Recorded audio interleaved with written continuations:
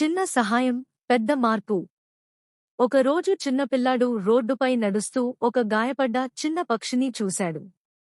అది రోడ్డు పక్కన వణుకుతూ ఉంది. పిల్లాడు వెంటనే తన గుడ్డతో పక్షిని ఎత్తుకుని ఇంటికి తీసుకెళ్లాడు.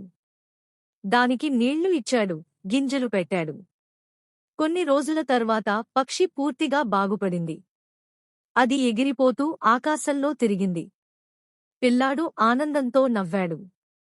కొన్ని వారాల తర్వాత ఆ పిల్లాడు స్కూల్కి వెళ్తున్నప్పుడు తనపై ఒక పెద్ద చెట్టు కొమ్మ విరిగి పడబోతోంది.